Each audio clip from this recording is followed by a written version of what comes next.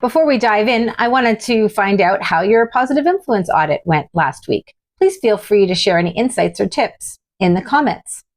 As for me, my positive influence audit brings me to this week's episode.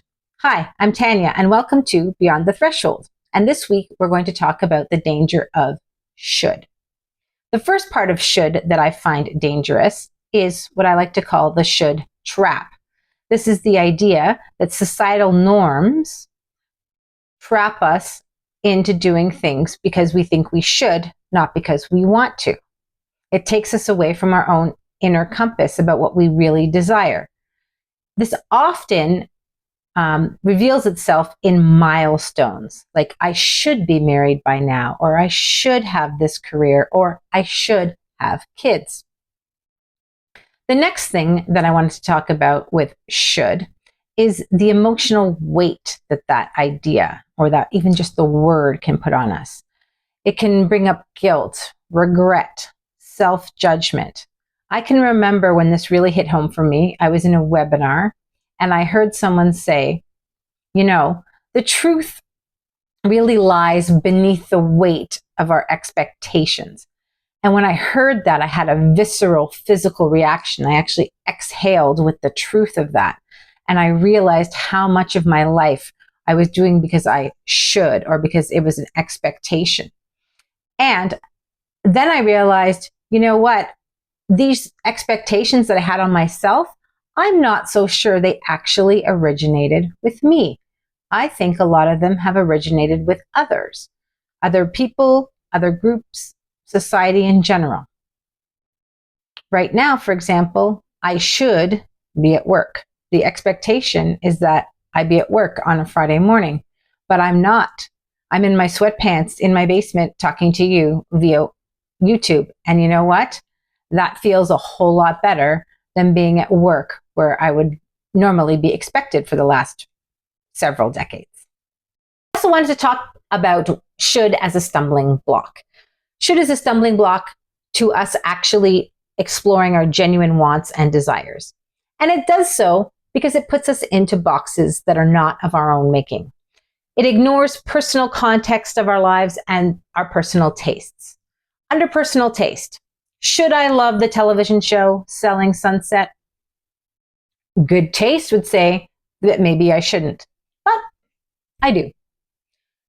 As a fully grown adult woman, society would say that I should know how to cook, but I don't. And the should there has ignored my personal context.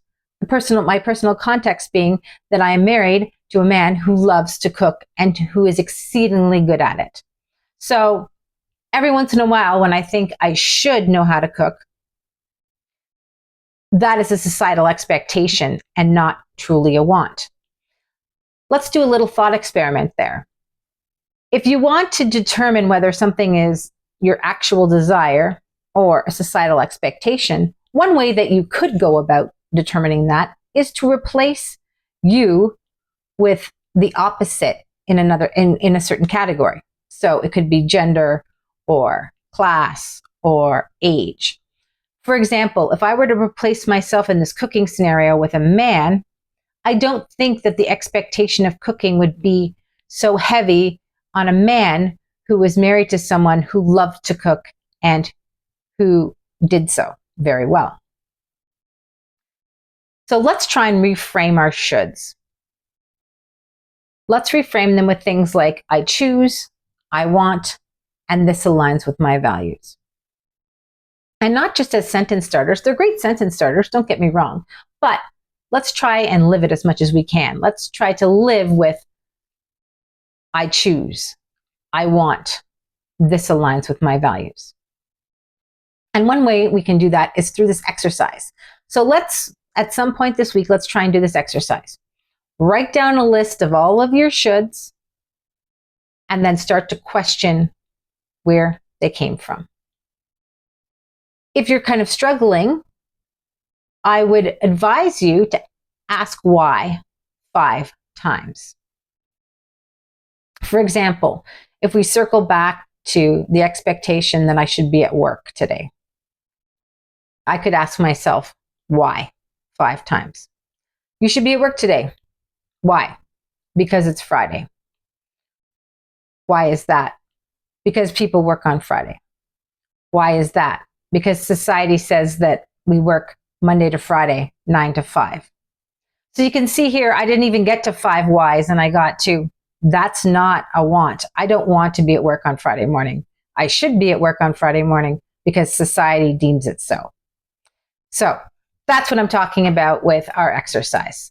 So I challenge you this week, write down all your shoulds and then start questioning where they came from.